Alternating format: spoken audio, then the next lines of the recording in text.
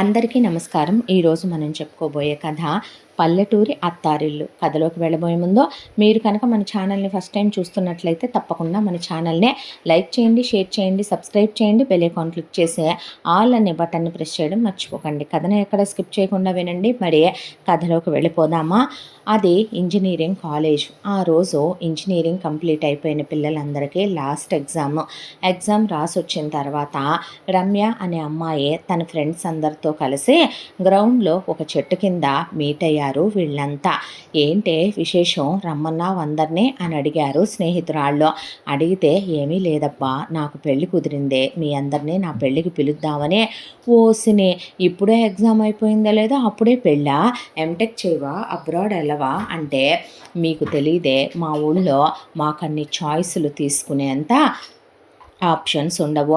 మా ఊళ్ళో పుట్టి పెరిగిన వాళ్ళు అసలు బయట ప్రపంచంలోకి వచ్చి చదువుకోవటమే ఒక జనరేషన్ వరకు లేదు. ఆ తర్వాత ముందు మగపిల్లలు, తర్వాత ఆడపిల్లలు మెల్లగా బయటకు వచ్చి చదువుకుంటున్నాం. ఒకవేళ బయటకు వచ్చి చదువుకునే ఆడపిల్లలు హద్దుల్లో ఉండాలి. వాళ్ళు హద్దు మీరి ప్రవర్తించకూడదు. మగపిల్లలకైనా కాస్త ఫ్రీడమ్ ఇస్తారేమో కానీ ఆడపిల్లలకి ఫ్రీడమ్ ఇవ్వరు. ఫారిన్ కంట్రీస్ పంపరు. మేము ఎంత చదువుకున్నా, ఎక్కడికి వెళ్ళి చదువుకున్నా తిరిగి మా ఊరే వెళ్ళాలి. అబ్బాయిలు కులవృత్తులే చేయాలి, అమ్మాయిలు పెళ్ళిళ్ళు చేసుకొని పిల్లల్ని కానీ కాపురాలే చేయాలి. మా ఊరికి కట్టుబాట్లు, సాంప్రదాయాలు, సంస్కారాలు, సంస్కృతులు ఎక్కువ. ఇప్పటికే ఒక 200-300 సంవత్సరాల క్రితం ఫాలో అయ్యే పద్ధతులనే ఫాలో అవుతారు. ఇప్పటికే ఎంత టెక్నాలజీ డెవలప్ అయినా ప్రతిదాన్నే ఆహ్వానిస్తారు. మా ఊళ్ళో కూడా అన్నీ ఉంటాయి. సోలార్ ప్యానెల్స్, వాటర్ ట్యాంకులు, ట్యాపులు అన్నీ ఉంటాయి. ఏసీల దగ్గర నుంచి కూలర్ల వరకు. కానీ ఇప్పటికే పాత పద్ధతులనే పాటిస్తారు. ఇప్పటికే కట్టెల పొయ్యిల మీదే వంటలు చేయటం, గ్యాస్ పొయ్యిలు ఉన్నప్పటికీ కూడాను ఇప్పటికీ నిప్పుల మీదే ఇస్త్రీ చేసుకోవటం, ఇప్పటికీ కూడా కులవృత్తులు మానకుండా బట్టలు నేయటం, కుండలు చేయటం, ఇలా వ్యవసాయం చేయటం ఇప్పటికీ పాత పద్ధతులే ఫాలో అవుతారు. ఆడపిల్లలు మగపిల్లలతో మాట్లాడకూడదు, ఒళ్ళంతా బట్టలు కట్టుకోవాలి. అయితే లంగా ఓణి లేదా చీర. ఇప్పటికీ కాస్త అప్డేట్ అయ్యి పంజాబీ డ్రెస్సుల వరకు వచ్చారు. మరి నువ్వు ఇక్కడ అంటే, సరేలేవే, 4 ఏళ్ళు ఒక పంజరంలో నుంచి బయటకు వచ్చిన చిలక ప్రశాంతంగా ఉండాలనుకోదా ఏంటే? ఈ స్వేచ్ఛ పెళ్ళైతే ఉండదు కదా. అందుకనే ఇక్కడ చిన్న చిన్న లవ్ అఫైర్లు, లిప్ కిస్లు, పబ్బులు, క్లబ్బులు, ఎంజాయ్మెంట్లు, అప్పుడప్పుడు స్మోక్ చేయటాలు, డ్రింక్ చేయటాలు, ఇన్ని ఎంజాయ్ చేసావే. ఇక్కడ టాన్లు వేస్తావు, షార్ట్లు వేస్తావు, టీషర్ట్లు వేస్తావు, మినీలు వేస్తావు, స్కర్ట్లు వేస్తావు. మరి అదే అక్కడికి వెళ్తే అవేవి ఉండవు అని. చేసుకోబోయేవాడి సంగతి ఏంటి? తను నాలాగే ఇంజనీరింగ్ చేశాడు, వ్యవసాయం చేస్తున్నాడు. మా ఫ్యామిలీకి వాళ్ళ ఫ్యామిలీ, వాళ్ళ ఫ్యామిలీకి మా ఫ్యామిలీ నచ్చిందంట. దాంతో పెళ్ళి ఫిక్స్ అయిపోయింది. అబ్బా పోవే, ఎవడొస్తాడు పల్లెటూళ్ళలోనా అయితే నీ పెళ్ళి అన్నారు ఫ్రెండ్స్. అలా అనకండే, 4 ఏళ్ళు కలిసే చదువుకున్నాం, కలిసి ఉన్నాం, క్లోజ్ ఫ్రెండ్స్ కదే, బెస్ట్ ఫ్రెండ్స్ కదే. మళ్ళీ నేను ఎటు కనపడను కదే, మీరెటు దేశ విదేశాలకి ఎగిరిపోతారు కదే, రండే ప్లీజ్ అనే బ్రతిమిలాడితే, ఇంతకీ మీ ఊరి విశేషాలేంటి, ఏమున్నాయే మీ ఊళ్ళో, మేము వచ్చి చూడటానికి 10 రోజుల ముందే అన్నారు ఫ్రెండ్స్. అమ్మ ఆ మాట అనకండి, మా ఊళ్ళో దెయ్యాల బంగ్లా ఉంది. మా ఊళ్ళో చాలా పురాతన కాలం నాటి గుహలు ఉన్నాయి. ఆ గుహల్లో కొన్ని రాళ్ళు దొరికితే ఆ రాళ్ళు ఒక రాయితో ఒక రాయిని కొడితే చాలా అది ఓం అనేలాంటి శబ్దం వస్తుంది, వైబ్రెంట్గా. తెలుసా? మా ఊళ్ళో సెలయేళ్ళు, జలపాతాలు, పొలాలు, చాలా బాగుంటుంది మా ఊరు అని చెప్పిన తర్వాత, అబ్బో అంటే, వెళ్దాంగా ప్లీజ్ అందే అనుపమ కూడా. నీకేం పిచ్చి పట్టిందను అంటే, ఏమో నాకు పల్లెటూళ్ళన్నా, పల్లెటూరు జనాలన్నా, వాతావరణం అన్నా చాలా ఇష్టమే. అనేపాటికి మనమేమైనా అక్కడ ఉంటామా అను, మనం పుట్టి పెరిగింది ఇక్కడ కదే అంటే, మన యాన్సిస్టర్స్ అయితే అక్కడి నుంచి వచ్చే కదే, మనం ఈరోజు ఇక్కడ దాకా వచ్చాం అన్నాక, సరే మరి అలాగైతే మా బాయ్ ఫ్రెండ్స్ని కూడా తెచ్చుకుంటాం. ఆ ఎదవలు ఎరగరు కదా, సిటీలో పుట్టి పెరిగిన సన్నాసులు కదా, చూస్తారే అన్నారు మిగతా వాళ్ళు. ఇంకా నయ్యం, నన్ను చంపేస్తారు మా వాళ్ళు.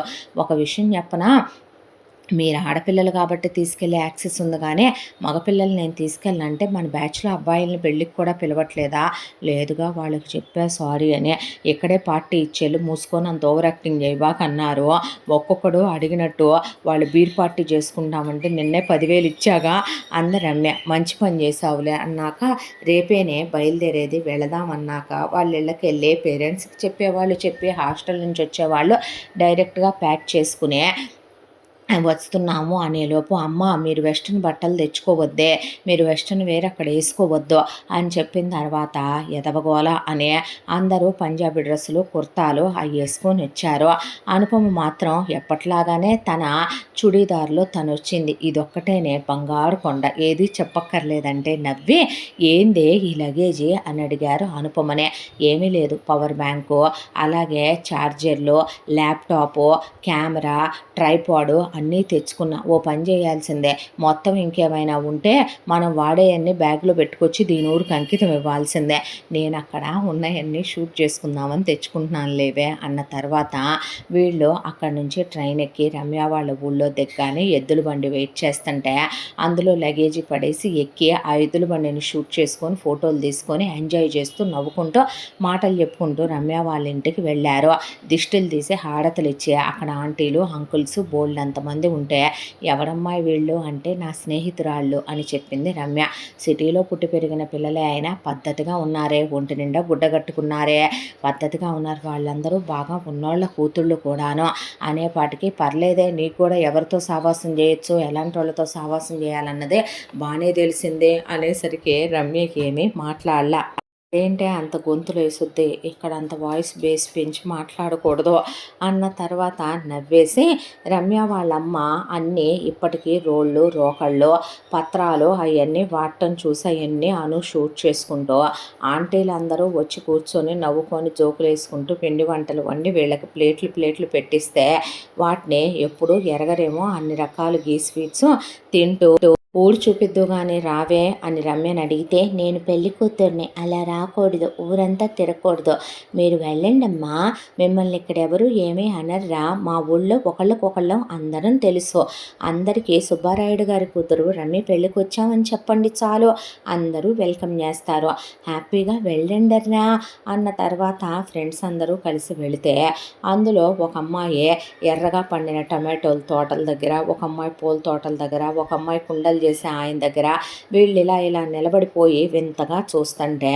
అను మాత్రం అన్నిటినీ జాగ్రత్తగా షూట్ చేసుకుంటూ వాళ్ళతో మాట్లాడుతూ అవన్నీ వీడియోలు తీసుకుంటూ వాటి గురించి కూలంకషంగా తెలుసుకుంటూ ఇలా మెల్లమెల్లగా వెళుతూ ఒక 4 రోజుల కాలం అలా గడిచిపోయింది.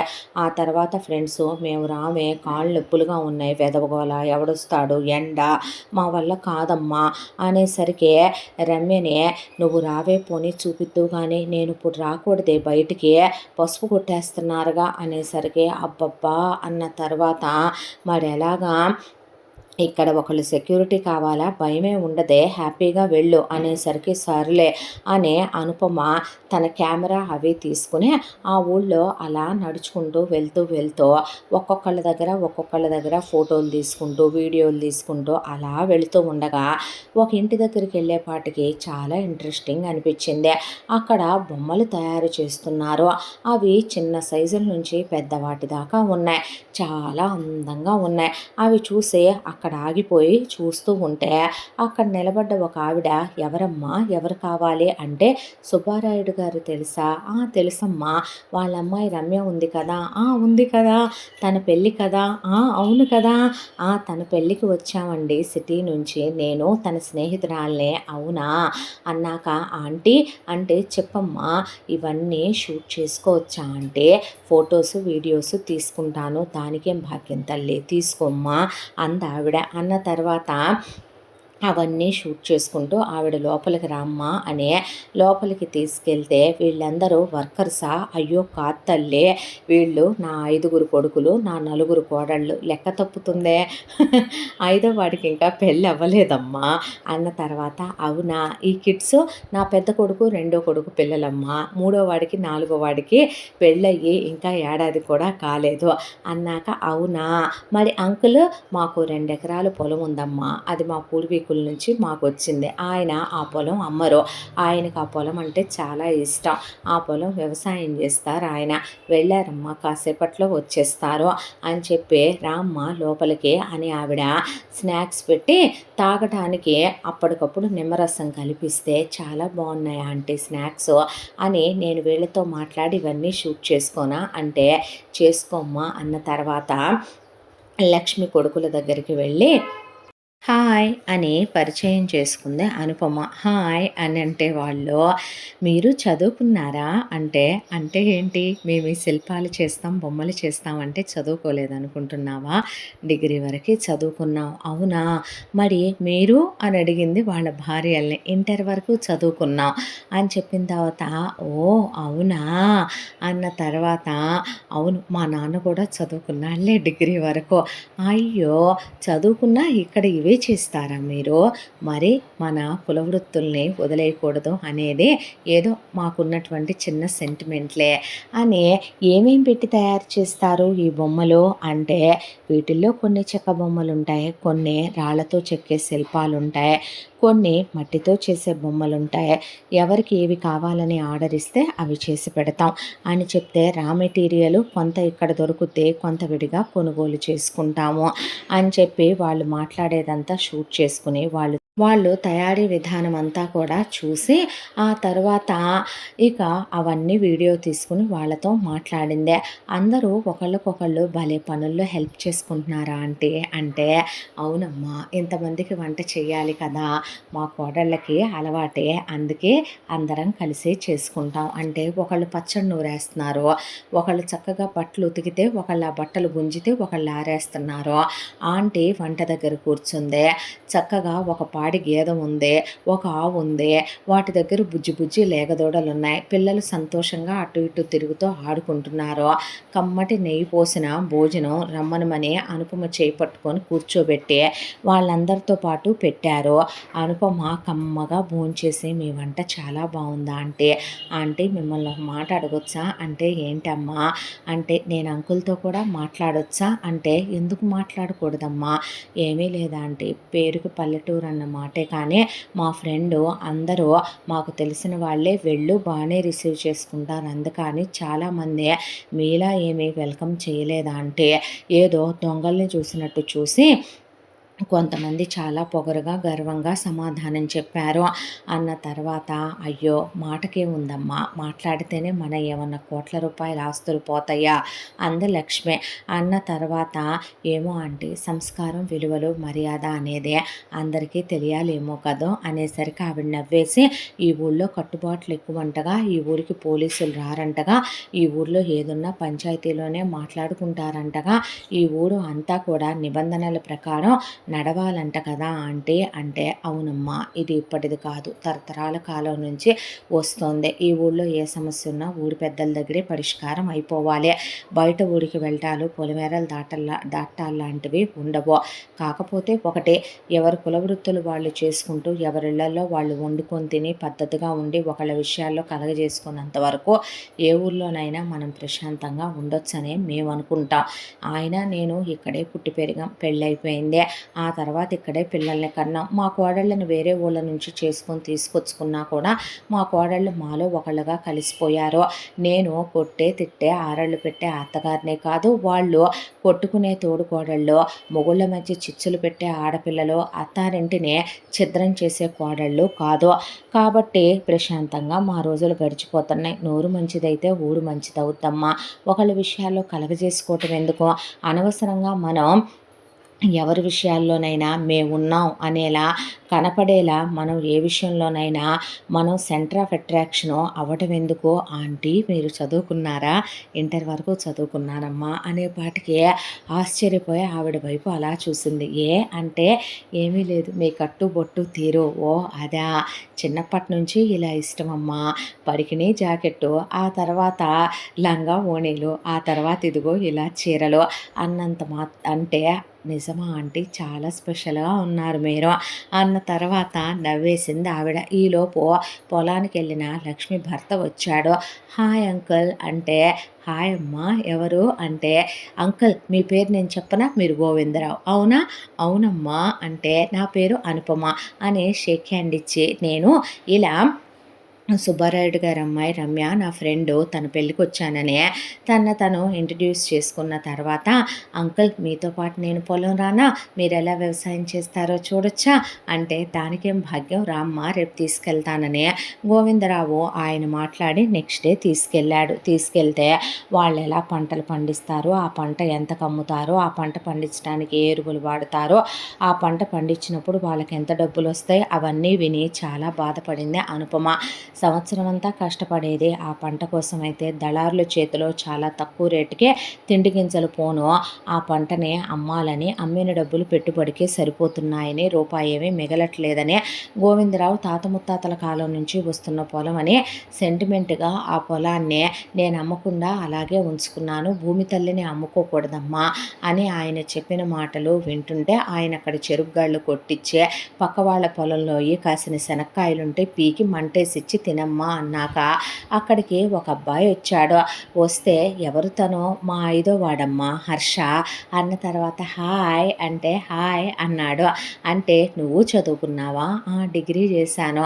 డిగ్రీ చేసిన తర్వాత కూడా నువ్వు ఇదే చేస్తున్నావా అంటే, డిగ్రీ చేస్తే ఏ మా కుల వృత్తి మేము చేసుకోకూడదా అన్నాడు. అలా ఏమీ లేదులే అని ఫ్రెండ్స్ అంది. అంటే ఫ్రెండ్స్ అన్నాక మీరు మాట్లాడుకోండమ్మా, పొలానికి మందు కొట్టించాలి అన్న తర్వాత హర్ష అంటే చెప్పాను అన్న తర్వాత, నన్ను ఈ పొలాలు ఇవన్నీ తిప్పి చూపించవా, అడిగితే తప్పుగా ఉంటుందేమో, ఇఫ్ యూ డోంట్ మైండ్ నా ఫ్రెండ్ని అడిగా, పెళ్లి కూతురు బయటికి రాకూడదంట, మిగతా ఫ్రెండ్స్ని తోడు రమ్మనమన్నాను, కాళ్ళు నొప్పులు వస్తున్నాయి నడవలేమన్నారు, నాకు పల్లెటూరులో జనాలన్నా చాలా చాలా ఇష్టం, అందుకే నేను ఎక్విప్మెంట్ అంతా మోసుకొని తెచ్చుకున్నాను హర్ష, ఊరంతా తిప్పి చూపించవా, దెయ్యాల బంగ్లా ఉందంటగా, సెలయేళ్ళు జలపాతాలు ఉన్నాయంటగా, ఇక్కడ చాలా ప్రత్యేకంగా ఉండే గుహలున్నాయంటగా, తీసుకెళ్ళవా హర్ష ప్లీజ్ అని అడిగింది అనుపమ.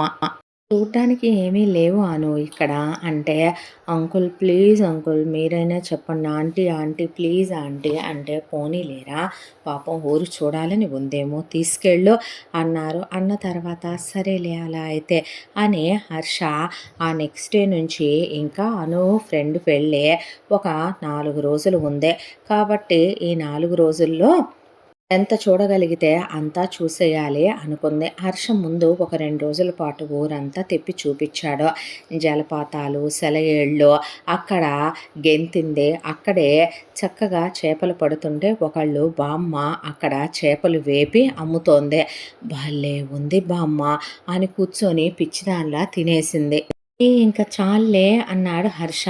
ఏం చాలే, ఇలా అప్పటికప్పుడు రివర్లో ఫిష్లు పట్టి అప్పటికప్పుడు వాటిని క్లీన్ చేసి ఇలా మసాలా పూసి అలా నూనెలో వేసి వేయించుతుంటే ఎంత టెంప్టింగ్గా ఉంటుందో నీకేం తెలుసయ్యా బాబో అనేపాటికి అని హర్ష కూడా ఆకులో 2 చేప ముక్కలు పెట్టుకొని తింటూ కూర్చున్నాడు.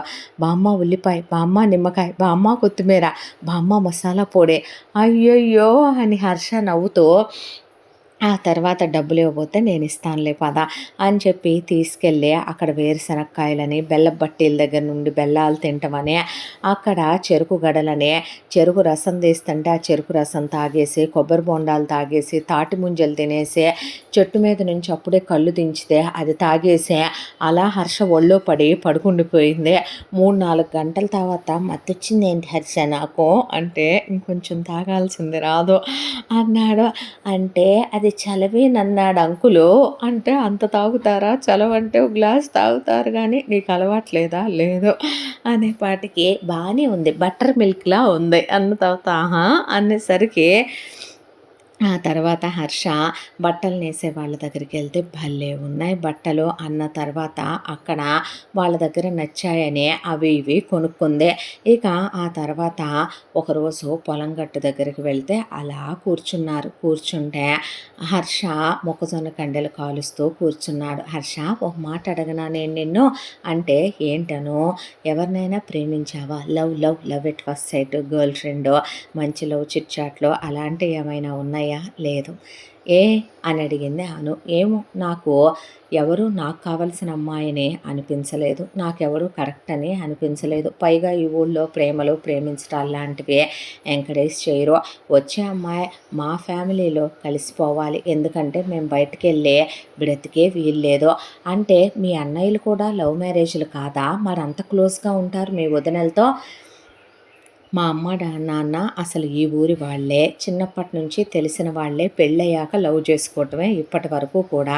ఇక్కడ అమ్మాయిలు వేరే అబ్బాయిలతో ఎఫ్ఐఆర్‌లు పెట్టుకోవడం, అబ్బాయిలు భార్యలని తప్ప వేరే అమ్మాయిల వైపు కన్నెత్తి పొరపాటున చూడటం లాంటివి చేయకూడదు. కొన్ని పద్ధతులు ఈ ఊరి వాళ్ళవి బాగున్నాయి అనిపిస్తాయి నాకు. ఇక అన్నయ్యలకి అరేంజ్డ్ మ్యారేజ్‌లే. వదినల్ని పెళ్లి చూపుల్లో చూసి, పెళ్లి చూపుల నుంచి ఎంగేజ్‌మెంట్లు, ఎంగేజ్‌మెంట్‌ల నుంచి పెళ్ళి, ఆ తర్వాత పెళ్ళయ్యాక ఇలా లవ్ చేసుకుంటున్నారు. అవునా! కానీ నేను లవ్ మ్యారేజ్ అనుకున్నాను తెలుసా! చాలా క్లోజ్‌గా ఉంటారు మీ అన్నయ్యలు, వదినలు. పెళ్లిలో ఉన్న మహిమేమో అదే.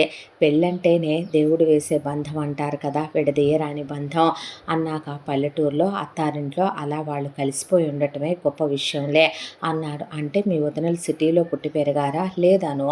టౌన్‌లో నుంచి వచ్చారు ఒక ఇద్దరు వదినలు సిటీలో చదువుకొని ఇంటర్ వరకు అయినా సరే ఇక్కడికొచ్చి ఉండటం అంటే, అమ్మతో అలా కలిసిపోవటం అంటే ఈ రోజుల్లో గొప్ప విషయమేగా అన్నాడు హర్ష. అవునవును అన్న తర్వాత మరి నీ సంగతేంటి?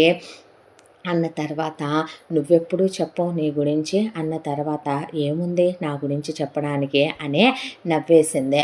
మరి మీ ఫ్యామిలీ గురించి అన్నాడు. మా ఫ్యామిలీ గురించి చెప్పాలంటే నాకు అమ్మ, నాన్న. నాన్నది గవర్నమెంట్ జాబు, అమ్మ హౌస్ వైఫు. అమ్మ, నాన్న చాలా ఓవర్ స్ట్రిక్ట్‌గా ఉంటారు చిన్నప్పటి నుంచే. నాకు ఒక అన్నయ్య, తమ్ముడు. మగపిల్లలంటే చాలా ఇష్టం. ఆడపిల్లలంటే ఎందుకో అమ్మా, నాన్నలకి అంత నచ్చదు.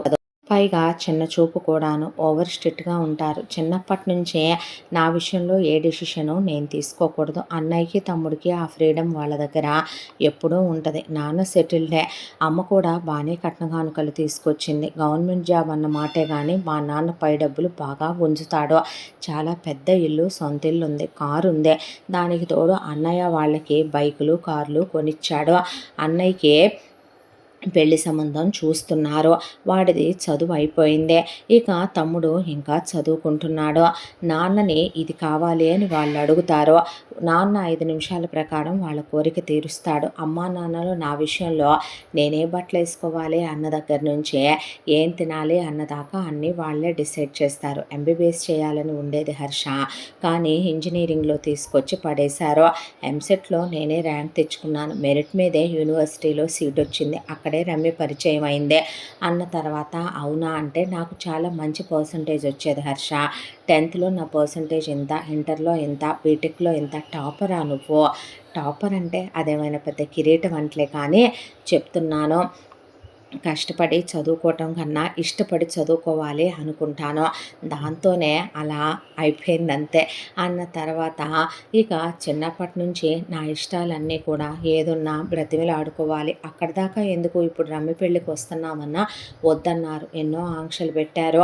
ఇక కాదు కూడదు అని చెప్పి నేను ప్లీజ్ అని బ్రతిమిలాడుకొని అందరూ ఆడపిల్లలే వెళ్తున్నామని, దట్టు పెళ్ళికి వెళ్తున్నామని, పల్లెటూరు వెళ్తున్నామని అందరూ ఉంటారని, ఏ ప్రైవేట్ పార్టీస్‌కి కాదు అని బ్రతిమిలాడి చెప్తే అప్పుడు ఓకే అన్నారు.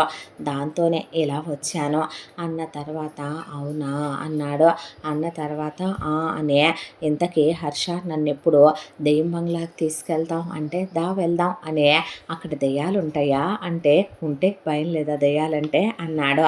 మనుషుల్ని మించిన దెయ్యాలు ఉన్నాయంటావా హర్ష అన్న తర్వాత హర్ష తీసుకెళ్తే ధైర్యంగా వెళ్ళి లోపలికి వెళ్ళగానే గబ్బిలాలు ఒక్కసారిగా మీదకొచ్చేసరికి హర్షని గట్టిగా కౌగిలించేసుకుంది. దాంతో అవి దెయ్యాలు కాదు గబ్బిలాలు అనే పాటికి చెమటలు పోసి ఒళ్ళంతా తడిసిపోయి బయటకు వచ్చాక హర్ష నవ్వి తల మీద దుమ్ము ధూళి ఆకులుంటే పీకి పక్కన పడేసి కూల్ డ్రింక్ చేతికిస్తే అమ్మో లోపల ఉన్నట్టున్నాయి కదూ ఏవో అనేసరికి అయ్యో అను అది కొన్ని సంవత్సరాలుగా మూసేసిన బంగ్లా. దాంట్లోకి మనం డోర్స్ ఓపెన్ చేసుకొని వెళితే ఆ శబ్దానికి గబ్బిలాలు వచ్చాయి. నువ్వు ఫొటోస్ తీసావు కదా ఫ్లాష్ పడి అవి మన మీదకి వచ్చేసినాయి. దానికే భయపడతావా? కానీ ఆ నగిషీలు, ఆ ఫ్లోరింగు ఏమన్నా ఉందా? ఆ ఇంట్లో ఫర్నిచర్ చూసావా హర్ష? ఇప్పుడు ఎన్ని కోట్లు ఉంటుంది. సిటీలో అయితే ఇదే ఇల్లు. వాళ్ళు ఏమీ లేనోళ్ళు కాదు, సిటీల్లో ఫారెన్లు సెటిల్ అయ్యారు, బాగా ఉన్నోళ్ళేలే అని హర్ష నవ్వాడు. ఆ తర్వాత ఇక 2 రోజులే ఉందే స్నేహితురాలు రమ్య పెళ్ళికి. హర్ష, నేను ఈ 2 రోజుల్లో వెళ్ళిపోతాను, నన్ను గుహలకి తీసుకెళ్ళవా అంటే, గుహలకా? వద్దు, అక్కడ భయం వేస్తుంది నీకు. ఏం భయం వేయదు, నువ్వు ఉన్నావుగా నాకు తోడు. అక్కడ స్పెషల్ స్టోన్స్ ఏవో దొరుకుతాయంటగా, ఓం అనే ఆ స్టోన్స్లో నుంచే ఏదో వినిపిస్తుందంట కదా, ప్లీజ్ తీసుకెళ్ళవా హర్ష అంటే, నీకు రాళ్లే కావాలంటే మన బొమ్మలు చేసే దగ్గర చాలా ఉన్నాయి, నేను ఇస్తా. అబ్బాయి, నేను ఎటు తీసుకున్నా, అన్నయ్యలను అడిగి తీసుకోమన్నారు, ఆంటీ తీసుకోమన్నారు, కొన్ని కలెక్ట్ చేసుకున్నా వెళ్ళిన దగ్గర. ప్లీజ్ హర్ష తీసుకెళ్ళు హర్ష, ప్లీజ్ హర్ష అంటే, అయ్యో అన్నాడు హర్ష. తీసుకెళ్తావా సస్తావా అని అలిగి కూర్చుంది. దాంతో అయ్యయ్యో అని సరే తీసుకెళ్తాను పద అని చెప్పి హర్ష వెంట పెట్టుకొని ఆ గుహల దగ్గరికి తీసుకెళ్తే కొండ ఎక్కాలి. ఆ కొండ ఎక్కేసరికి ఓపిక అంతా అయిపోయి నీరసం వచ్చేసింది. మధ్య మధ్యలో మంచినీళ్ళ బాటిల్ పెద్దది పెట్టుకొని, కూల్ డ్రింక్ బాటిల్ పెట్టుకొని, స్నాక్స్ పెట్టుకొని తినిపిస్తూ ఎక్కించాడు హర్ష. ఎక్కిన తర్వాత ఆ గుహలోకి వెళ్ళేసరికి బాగా మబ్బులు పట్టేశాయి. త్వరగా వెళదాం రాను అనేసరికి ఫోటోలు తీసుకుంటూ, ఈ రాళ్ళు భలే ఉన్నాయి హర్ష.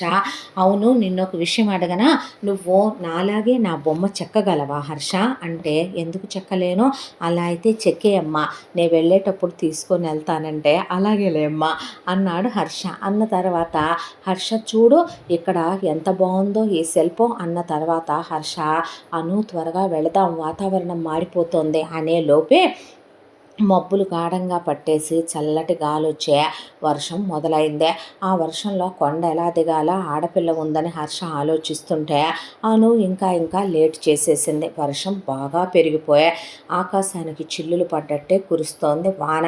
దానికి తోడు బాగా గాలి, దట్టు కొండ మీదంటే ఇంకా బాగొస్తుంది కాబట్టి రా అను వెళ్ళిపోదాం, చీకటి పడుతోంది అన్న తర్వాత, కాగడ వెలిగించు, వచ్చేటప్పుడు తెచ్చావుగా నూనె పెట్టావే అంటే, కాగడ వెలిగించి పెట్టి ఇక పద వెళ్ళిపోదాం మనం అని తీసుకొని వస్తూ ఉండగా చెట్టు విరిగి కరెక్ట్గా గుహలో నుంచి బయటికి వచ్చే దాడికి అడ్డుపడిపోయింది. దాంతో ఎంత తోసినా, ఎంత సిక్స్ ప్యాక్ బాడీలైనా, ఎంత పల్లెటూరులో బాగా దిట్టంగా తినేవాళ్ళైనా అంత పెద్ద చెట్టుని నెట్టేలేరు కదా. దాంతో అయ్యో అని హర్ష కూర్చుండిపోయాడు. కూర్చుండిపోయాక, నా వల్లే కదో, ఐఎమ్ రియల్లీ సారీ హర్ష అంటే, అయ్యో అదేమీ లేదులే, కానీ ఇలా ఈ రాత్రి ఈ గుహలో ఇలా ఇరుక్కుపోయాము, ఆకలేస్తుందా అను అన్నాడు. అన్న తర్వాత వెరీ బ్యాడ్లీ అన్న తర్వాత, సరే రమ్మనమని తీసుకొచ్చిన స్నాక్స్లో కొంచెం ఉంటే తినిపించే, కొంచెం జ్యూస్ ఉంటే తాగిచ్చే, వాటర్ ఉంటే తాగిచ్చాడు. ఆ తర్వాత కూర్చొని కూర్చొని కూర్చొని అలా నడుములు బాగా నొప్పి వచ్చేసాయి, తోసి తోసి చెట్టునే. అది అంగుళం కూడా కదలలేదు. దాంతో నీరసం, ఒకవైపున ఆకలి, తెచ్చుకున్న ఫుడ్ లేదు, వాటర్ అయిపోయినాయి. దాంతో బయటేమో ఒకటే విపరీతమైన వర్షం, చలి, గాలి, గజ గజ గజ వణుకొచ్చి టపటప టప కొట్టుకుంటున్నాయి ఇద్దరు పళ్ళు. దాంతో చలికి వణికిపోతోంది అను. దాంతో హర్ష తన షర్టు తీసి అనుకి ఇచ్చి వేసుకోమన్నాడు. మరి నీకు హర్ష, బనియన్ మీద ఉన్నావు, చలేదా అని అడిగింది. నేను అబ్బాయిని కదా, టాలరేట్ చేయగలనులే, నువ్వు వేసుకో అని చెప్పి అనుకి వేసి, ఆ తర్వాత అలా అనుని ఆ పక్కనే పడుకో కాసేపు ఈ రాయి మీద అని పడుకోబెట్టి అలా కూర్చున్నాడు హర్ష. ఎంతసేపు అని కూర్చుంటానని ఆ పక్కనే ఇంకో రాయి మీద హర్ష కూడా పడుకుంటే అనుపమకి భయం వేసిందే. బయట ఉరుములు మెరుపులకి టెన్షన్ వేసిందే. డబడబా రాళ్ళేదో పడిపోతున్న సౌండ్ వచ్చే, ఒకవైపున ఓడలు పెడుతున్నా ఏదో జంతువుల శబ్దాలు, కీచురాళ్ల శబ్దాలు. ఎప్పుడూ పుట్టుబుద్దరిగాక అలాంటివి వినలేదు. పైగా చలి తట్టుకోలేకపోతుంది. ఆ షర్ట్ అసలు ఆపట్లేదు, వణికిపోతున్నాడు హర్ష. దాంతో మెల్లగా వెళ్ళి జరుక్కుంటూ జరుక్కుంటూ జరుక్కుంటూ హర్ష దగ్గరికి వెళ్ళి వెచ్చగా ఉన్నాడు హర్ష. గట్టిగా కౌగిలించేసుకొని పడుకుంది హర్షనే. కాసేపటి తర్వాత హర్ష కూడా చలికి తట్టుకోలేక అనుపమని గుండెల మీద పడుకోబెట్టేసుకున్నాడు అలాగా కౌగిలించుకొని ఆ తర్వాత ఒక రోజంతా ఇలా గడిచిపోయింది. వీళ్ళు అది పగలో రాత్రో ఏమీ తెలియట్లా. ఒకవైపున నా స్నేహితురాలు కనపడట్లేదో, నా పెళ్ళికి వచ్చిందో అనే రమ్య గొడవ మొదలుపెట్టేసింది. మిగతా ఫ్రెండ్స్ అంతా అసలు నీ పెళ్ళికొచ్చే ఈ తిప్పలన్నీ, వాళ్ళ మమ్మీ డాడీ అసలే స్ట్రిక్ట్, లేనిపోయిన గొడవ అంతా పెట్టావు. ఇప్పుడు అదేమో పల్లెటూళ్ళనే నువ్వు అవని ఇవని చెప్పి దాన్ని రెచ్చగొడితే అది ఎటెళ్ళిందో ఏమైందో, పనికి మాలిందానా నీ పెళ్ళికొచ్చి మాకు తిప్పలన్నీ అని ఫ్రెండ్స్ అనేపాటికే, నాన్నోయ్ అని రమ్య కూర్చునేపాటికి ఆ విషయం ఊరంతా దావాలనల్లా పాకిపోయి, మా అబ్బాయే అమ్మాయిని తీసుకెళ్ళి ఊరు చూపిస్తున్నాడనే లక్ష్మి అనేపాటికి గోవిందరావు అలా చూశాడు. చూసేసరికి ఇంకేముందే, బుద్ధి జ్ఞానం ఉందా గోవిందరావు? మీ ఇద్దరు 3 పెళ్ళాలకి వయసులో ఉన్న పిల్లని వయసులో ఉన్న పిల్లాడిని అలా పంపిస్తారా? ఎక్కడికి వెళ్ళారో ఏం చేస్తున్నారో, ఈ ఊరికి ఒక కట్టుబాట్లు ఉన్నాయి, ఆనవాయితీలు ఉన్నాయి, ఒక సాంప్రదాయం ఫాలో అవుతున్నాం, ఓ పద్ధతులు ఏడిసినాయి అని తెలీదా మీకంటే? ఊరు చూపిస్తే తప్పే ఉందండి, అలా మాట్లాడతారు అని గోవిందరావు అంటే, మా తమ్ముడు అలాంటోడు కాదు, ఆ అమ్మాయి కూడా అలాంటిది కాదని లక్ష్మి మిగతా 4 కోడళ్ళు 4 కొడుకులు అంటే, ముందు ఎత్తకండి ఈ గోలంతా సరేలే కానీ అనే వీళ్ళు ఎతుకుతూ కొంపదీసి లేచిపోయారా, కొంపదీసి ఎక్కడికైనా వెళ్ళిపోయారా, మా స్నేహితురాలు అలాంటిది కాదులేండి అని చెప్పి వీళ్ళు వెతకటం మొదలు పెడితే, ఆ కొండ మీద ఈలోపు వీళ్ళు నిద్ర లేవను కూడా లేవలేదు. పాపం వాళ్ళకి బయట ఏం జరుగుతుందో తెలియదు. అయితే అలా వెతుక్కుంటూ వెళ్తూ ఉండగా మేకలు కాసే ఒక ఆయన, నేను వీళ్ళ అబ్బాయి కొండ మీదకి ఒక అమ్మాయిని తీసుకొని ఎక్కటం చూశాను అని చెప్పేపాటికి అందరూ కలిసి ఆ కొండెక్కారు. ఆ కొండెక్కి గుహ ముందు ఉన్న చెట్టుని అలా ఇసిరి పక్కనేసేపాటికి లోపలికి వెళ్ళి చూస్తే షర్ట్ లేకుండా హర్ష షర్ట్ వేసుకొని హర్ష గుండెల మీద పడుకొని జుట్టంతా రేగిపోయి మనుషులంతా కమిలిపోయి నీరసంగా ఉన్నారు. నిజానికి ఊపిరాడని ఒక గుహలో మనుషులు ఉంటే ఎలా ఉంటారు? తిండి తిప్పలు లేకుండా వాళ్ళు పాపం అలాగే ఉన్నారు. కానీ వీళ్ళు మాత్రం ఇంకేముంది, ఇద్దరు కాలు జారినట్టున్నారు, ఒకళ్ళతో ఒకళ్ళు కులికినట్టున్నారు. రాత్రి వాతావరణం కూడా గాలి వర్షం బాగా అనుకూలిచ్చింది కదా అని చెప్పి పల్లెటూరులో పుకార్లు మొదలైతే, చాలే ఆపండి ఏం మాటలో అనేసరికి, అమ్మాయి లే, ఒరే లేరా అని చెప్పి ముందు తీసుకొచ్చి వీళ్ళని పంచాయతీలో నుంచోబెట్టారు. మేమేం తప్పు చేశామని పంచాయతీకి తీసుకురావటానికి అని అడిగాడు హర్ష. ఏమీ లేదయ్యా, నువ్వు ఊరు నుంచి వచ్చిన అమ్మాయిని తీసుకెళ్ళి కులుకుతున్నావు కదా. కులికానా? ఏం మాటలు మాట్లాడుతున్నారు మీరు? తను ఊరు చూపించమంటే, ఎక్కడరా ఇది రాజులు ఏలిన రాజ్యాలు కదా అందుకని చూపించడానికి తీసుకెళ్ళావా? అయ్యో నిజంగానే గుహ చూడటానికి వెళ్ళిందే, చెట్టు ఒరిగిపోయి పడిపోయిందే, చాలాసేపు తోయడానికి ప్రయత్నించి గాలి వర్షం వచ్చి లోపల ఇరుక్కుపోయాము, అంత మాత్రం చేతే తప్పు చేసినట్ట లేదులేయ్యా. మీ నాన్న మెమ్మనే మీ అన్నయ్యలు మీ వదినల్నే అక్కడికి తీసుకెళ్ళే అన్నీ చూపిస్తున్నారా ఏంట్రా రోజు అనేపాటికి తప్పుగా మాట్లాడద్దు. ఏం మాటలండి అవి అని హర్ష వాళ్ళ అన్నయ్యలు వదినలు అంటూ ఉండగా, అసలు మీ ఇద్దరు చెడిపోయారో లేదో తప్పు చేశారో లేదో అంజనమ్మను పిలుస్తాం, అంజన వేసి తేల్చుద్ది అన్నారు. అనేసరికి Anupama, what is this non sense Ramya, ఏం మాట్లాడుతున్నారు? మా మధ్య ఏమీ జరగలేదు, నేను తను వర్జిన్లో కాదో ఎవరితో వచ్చి డిసైడ్ చేసి చెప్పటం ఏంటిది ఫూలిష్నెస్గా ఉంది ఈ ఊరు పద్ధతిలో అనేపాటికి అక్కడికి ఒక ముసలిది వచ్చింది. ఆ ముసలిది ఆక్కి కాటికి రాసే హర్ష మొహం పెట్టి అనుపమ కళ్ళల్లో కళ్ళు పెట్టి చూసి, జరగడానికి జరిగిపోయింది అందే అనేపాటికి, what is this nonsense, ఏం మాట్లాడుతున్నావు నువ్వు? ఆకులోకి చూసి చెప్పేశావా నేను వర్జిన్ కాదు తను వర్జిన్ కాదని? ఏది నీకు కనపడేది నాకు కూడా కనపడాలిగా అనేపాటికి, శపిస్తా, మాటకు మాట ఎదురు చెప్పావంటే ఏది శపించు, ఏం జరుగుతుందో చూస్తా, నా చున్నీ ఎగరాలను అనేపాటికి, అమ్మాయి ఇది ఏం మాటలవే అన్న తర్వాత, ఏంటండి అలా మాట్లాడతారో, ఆ అమ్మాయి ఏదో పాపం పరాయి నుంచి వచ్చిన పిల్లని లక్ష్మీ గోవిందరావు చెప్పబోతే, అవునులే మీ కూతురు కాదుగా పరాయి వాళ్ళ పిల్ల కాబట్టి మీ అబ్బాయే వాళ్ళని తీసుకెళ్ళి కులుకుతూ ఉంటాడా? ఏం మాట్లాడుతున్నారండి, నేను అలాంటి తప్పుడు పనులు చేయలేదు అనేపాటికి, మా తమ్ముడు అలాంటోడు కాదు, అసలు కుటుంబం ఏంట్రా, ఆ అమ్మాయిని మీ తమ్ముడిని కలపాలని చూస్తున్నారా ఏంటి, ఏం మాటలండి అవి అని హర్ష వాళ్ళ వదినలు అనేపాటికి ఇప్పుడు తప్పు చేశాడు మీ వాడు. ఆ అమ్మాయి వల్ల, మీ వాడి వల్ల ఊడి పేరు దెబ్బతినేంత తప్పు జరిగిపోయిందే.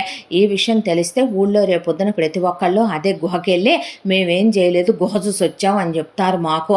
ఇక ఇలా ఏమీ లేదు, పెళ్లి పేరెంటాలు కాకుండా రేపు ఎవడి పెళ్ళాం ఎవడితో, ఎవడి కూతురు ఎవడితో, ఎవడి కోడలు ఎవడితో, ఎవడి చెల్లెలు ఎవరితో ఎల్లుద్దో కూడా చెప్పటానికి లేదనే పాటికి అంటే ఏంటండి మీరు మాట్లాడేది అనేసరికి ఊడి పెద్ద మనుషుల్లో రమ్య వాళ్ళ నాన్న కూడా ఉండి అమ్మాయి వల్ల తప్పే జరిగిందే అన్నాడు రమ్యనే. అనేసరికి వీళ్ళిద్దరికీ పెళ్లి చేయటమే అని ఎత్తురండ్రా తాళి అని హర్షని కట్టమంటే నేను కట్టను అన్నాడు. కట్టకపోతే ఈ ఊర్లో ఉన్న 2 ఎకరాలు మీవి దేవుడి మాన్యం కింద రాసేసి నీ కుటుంబాన్ని తీసుకునే ఈ క్షణం నువ్వు ఊరు వదిలి వెళ్ళిపోవాలి, లేదంటే 100 కొరడా దెబ్బలు కాయాలి అనే కొరడా తీసుకొని వచ్చారు. ఏంటి అన్యాయం, ఏం మాట్లాడుతున్నారు అసలు? అలా పైశాచికంగా వాళ్ళని కొట్టడం ఏంటండి? మాకు ఫ్యామిలీ ఉండదా, అమ్మా నాన్నలు ఉండరా? ఒకడితో వెళ్ళి ఊరంతా తిరిగేటప్పుడు పెళ్లి కాకుండా వయసుకొచ్చాననే విషయం తెలియదేంటమ్మాయి నీకు? అలా కొండల్లోకి గుహల్లోకి వెళ్ళి రాత్రుళ్ళు మగాళ్ళతో గడపకూడదనే ఊడిది. ఇక్కడ కొన్ని కట్టుబాట్లు పద్ధతులు ఉంటాయని చెప్పలేదా సుబ్బారాయుడు కూతురు నీకు? ఏంటిదంతా కూడాను అనేపాటికి ఇక్కడ పతివ్రతల్లా ఉండే బయట ప్రపంచంలో ఎలా ఉన్నా మీ వాళ్ళ వరకు మీకు కరెక్టే కాదు అనేపాటికి రమ్య నీకు దండం పెడతానే కట్టించేసుకో తాళంటే లాగి పెట్టి కొడితే రమ్య వెళ్ళి కింద పడింది అనుపమ. దాంతో కొరడా తీసుకొచ్చి హర్ష షర్ట్ ఇప్పి కొట్టబోతుంటే ఆగండి అనే అనుపమ పెద్దగా అరిసేపాటికి కట్టరాను ముందు తాళే అన్న తర్వాత నిప్పుల గుండం కూడా తొక్కించాల్సి వస్తుంది నీతో అనేసరికి హర్ష వాళ్ళ అమ్మ నాన్న ఏడుస్తూ నుంచున్నారు. ఊళ్ళో వాళ్ళంతా కట్టేరా, ఎందుకు ఇప్పుడు అనవసరంగా ఈ చెడ్డ పేరు చెప్పు, ఆ అమ్మాయి నువ్వు పెళ్లి చేసుకుంటే మహా అయితే ఒక కుటుంబం అవుతారో, ఈ ఊళ్ళో నుంచి వెళ్ళిపోవటం లేదా ఈ ఊరు నుంచి మీరు వెలివేయబట్టం, అది కాదంటే కనుక మీకున్న ఈ మర్యాద విలువ పోగొట్టుకోవటం ఎందుకు అని బలవంతంగా హర్ష చేత అనుపమ మెళ్ళలో తాళి కట్టించేశారు. ఆ తర్వాత ఊరు వాళ్ళు ఎటు వాళ్ళు అటు వెళ్ళిపోయాక అనుపమని ఇంటికి తీసుకెళ్ళండి అన్నాక అనుపమ వాళ్ళ అమ్మ నాన్న వచ్చి మళ్ళీ అక్కడ హర్ష వాళ్ళ ఇంట్లో ఒక పంచాయితీ. లక్ష్మీ గోవిందరావు ఏదో మాట్లాడబోయే లోపు అనుపమ వాళ్ళ అమ్మా నాన్న అనుపమ 2 చెంపలు వాయించారు. బజారు దాన వెలయాల్లాగా తయారయ్యావేంటే, మేము పెళ్లి చెయ్యమన్నామా, మేము సంబంధం చూడమన్నామా, మీ బావకిచ్చి చేద్దామనే అనుకుంటున్నాము, అబ్రాడ్ పంపిద్దామనే అనుకుంటున్నాము.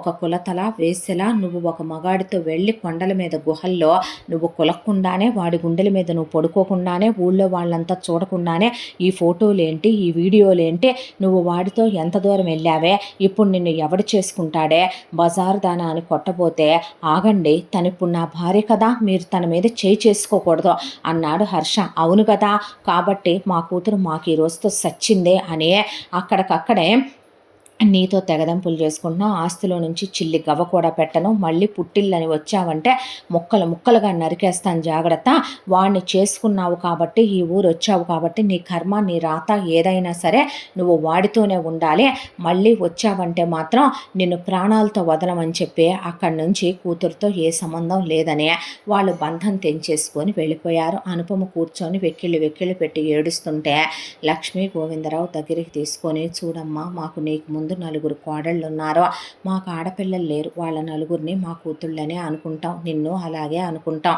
సిటీలో పుట్టి పెరిగిన పిల్లవి, నువ్వు ఇక్కడ మాకేమీ చెయ్యొద్దమ్మా, నువ్వు ప్రశాంతంగా వాడితో ఉండే మీ మనసులు కలిసాకే మీరు కాపురం చేసుకొని సంతోషంగా ఉండండి, మా కొడుకు చెడ్డోడు కాదమ్మా, నిన్ను చాలా బాగా చూసుకుంటాడు తల్లే, నిన్ను కన్న తల్లిదండ్రుల్లా చూసుకుంటామమ్మా అని వాళ్ళ దగ్గరికి తీసుకొని ఓదార్చాక హర్ష వాళ్ళ అన్నయ్యలో చూడమ్మా, నీకు తోడబుట్టిన అన్నయ్యలు ఎలాంటి వాళ్ళో మాకు తెలియదు, కానీ మేము నీకు సొంత అన్నలమే అవుతాము, కల్లా కపటం లేని దానివి నువ్వు, కాల్మషం తెలియని మనసు నీదే, చిన్నపిల్ల లాంటి దానివి, ఏమీ జరగలేదని మాకు తెలుసు, కానీ ఈ ఊరికి నువ్వు రావటమే ప్రారంభమై మమ్మల్ని కలవటమే నీకేదో దరిద్రం పట్టినట్టు అయిపోయిందమ్మా, మా వల్లే తప్పు జరిగిందని కుటుంబం అంతా హర్షతో సహా క్షమాపణ చెప్పారు అనుపమకే.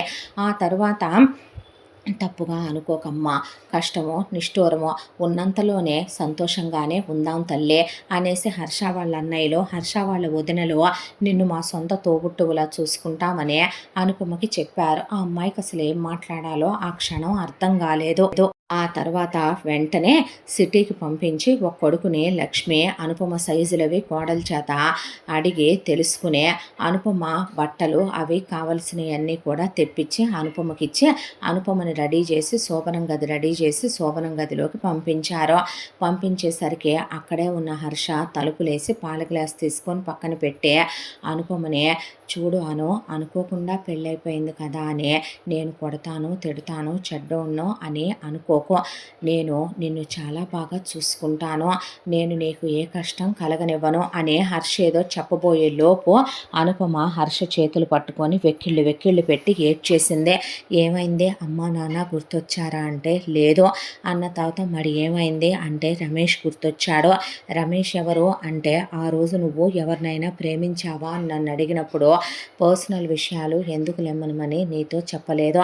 ఇంటర్మీడియట్ అయిపోయి ఇంజనీరింగ్లో జాయిన్ అవ్వగానే రమేష్తో ఒక పరిచయం, అది స్నేహం. ఆ తర్వాత తనే నాకు ఫస్ట్ ఇయర్ ఎండింగ్లో ప్రపోజ్ చేశాడు.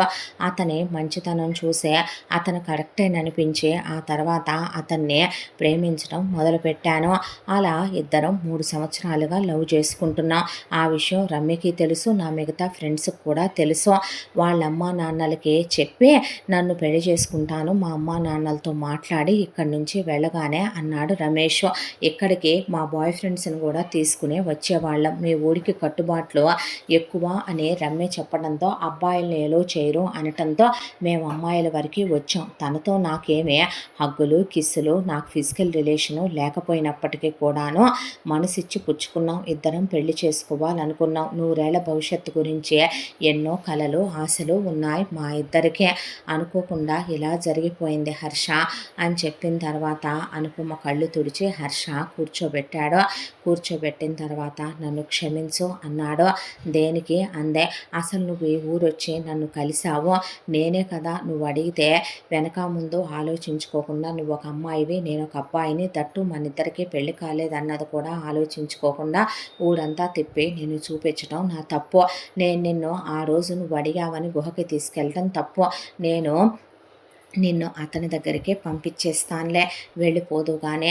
నీ లైఫ్ నీకు నచ్చిన వాడితో ఉంటేనే హ్యాపీగా ఉంటుంది. నువ్వు నిన్నే ఈ విషయం చెప్తే కొరడా దెబ్బలైనా కాసేవాడినేమో కానీ నీ మెళ్ళో తాళి కట్టేవాడిని కాదు కదో అనేసరికి కానీ అలా మీ ఫ్యామిలీ వెలివేయబడి మీ ఫ్యామిలీ ఊరు నుంచి వెళ్ళిపోయి ఉన్న 2 ఎకరాలు అంకుల్కి సెంటిమెంట్ అవి అమ్మేసుకొని ఎక్కడికి వెళ్ళి బ్రతుకుతారో నువ్వు ఆ దెబ్బలు తింటావు నేను చూడలేకే నేను ఏమీ మాట్లాడలేదు అన్నదే అయితే ఒక పని చేయను, నేను వెంటనే నిన్ను పంపించలేను, నాకు కొంచెం టైం ఇవ్వు, ఈలోగా నేను మెల్లగా ఏం చేయాలా అనేది ఆలోచించి నేను పంపించేస్తాను అతని దగ్గరికి అంటే నిజమా అందే అనుపమ. నిజంగా అని చెప్పాడు. పడుకో అన్నాక ఆ రాత్రి అనుపమ అలా పడుకుందే.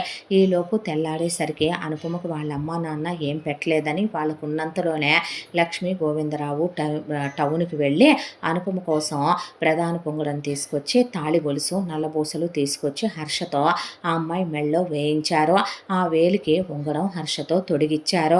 ఆ తర్వాత సిటీలో పుట్టి పెరిగిందని ఆ అమ్మాయి ఏ పని చేయలేదని నేనేదైనా పని సాయం చేయనా అన్నా వద్దమ్మా, కత్తిపేటల మీద నీ కూరగాయలు కొయ్యటము రాదు, రోట్లో నీకు రుబ్బా నూరా రాదు, కట్ల పొయ్యిల మీద వంటలు రావు, మా కోడళ్ళ కంటే అలవాటైపోయిందమ్మా, నువ్వు ఇప్పుడు మాకు కూతురు లాంటి కోడలివే, నువ్వు సంతోషంగా ఇంట్లో వాడితో ఆనందంగా ఉండు చాలమ్మా అన్నారు. కొడుకు కోడలు శారీరకంగా కలవలేదని ఆ ఇంట్లో ఉన్న వాళ్ళందరికీ తెలిసిన వాళ్ళ సంస్కారం ఎంత అంటే వాళ్ళు అనుకోకుండా పెళ్లి చేసుకున్నారు. ఒకళ్ళకొకళ్ళు అర్థం అవ్వాలి, అర్థం చేసుకుంటున్నారు అనుకున్నారే తప్ప ఆ అమ్మాయిని హర్షనే అసలు తప్పుగా అనుకున్నదే లేదు. వాళ్ళు లోతుల్లోకి వెళ్ళే హర్షనే మీ ఇద్దరు కలుస్తున్నారా లేదా, మీ ఇద్దరి మధ్య ఏం జరుగుతుందే అని అడిగింది లేదు. ఆ తర్వాత అనుపమ తోడికోడళ్ళ దగ్గరికి వెళ్ళి అక్కని హెల్ప్ చేయనా, బావిలో నీళ్లు తోడినా, నేను కట్టెల పొయ్యి కింద మంట వేసి నీళ్లు కాగబెట్టనా అంటే అవన్నీ నువ్వు చేయలేవులే, పిల్లలతో ఆడుకో కాసేపు అన్నాక అలా కూర్చుంటే గోవిందరావు లక్ష్మి చక్కగా పలకడిచ్చే ఆ తర్వాత హర్ష అవని ఇవని బయట నుంచి తెచ్చిచ్చేవాడు. వాళ్ళ అన్నయ్యలు ఎంతో ఆప్యాయంగా మాట్లాడుతూ ఉండేవాళ్ళు. ఈలోపు రమ్యకి పెళ్ళైపోయిందే.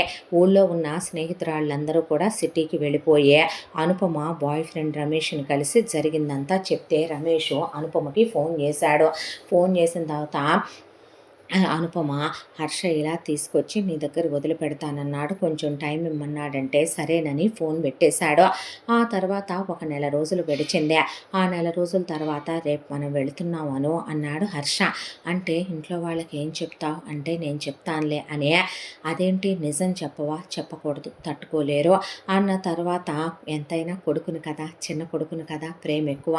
పెళ్ళవగానే నా భార్య వెళ్ళిపోయింది అంటే వాళ్ళు తీసుకోగలిగినంత పెద్ద హృదయం ఉన్నవాళ్ళు కాదులే, బాధపడి ఫీల్ అవుతారో, నా లైఫ్ ఏదో నాశనం అయిపోయింది అనుకుంటారో, నాకేదో ఇప్పుడు ఇంకో పెళ్లి చేస్తే సెకండ్ హ్యాండ్ అనే ముద్ర పడిపోయింది అనుకుంటారో అనేసరికి ఐఎమ్ సారీ హర్ష, ఇదంతా నా వల్లే కదో అందే అనుపమ. చచ్చ అలాంటిదేమీ లేదులే, నేనే నీకు సారీ చెప్పాలి, అలా అంటే వెనక ముందు ఆలోచించుకోకుండా నీ మనసు ఏంటో తెలుసుకోకుండా నీ మెళ్ళలో తాళి కట్టినందుకు అనేసరికి ఎంత మంచోడివి హర్ష, నా లైఫ్లో రమేష్ లేకపోతే నిజంగా నేను నీతో ఉండిపోయేదాన్ని తెలుసా అందే అనుపమ.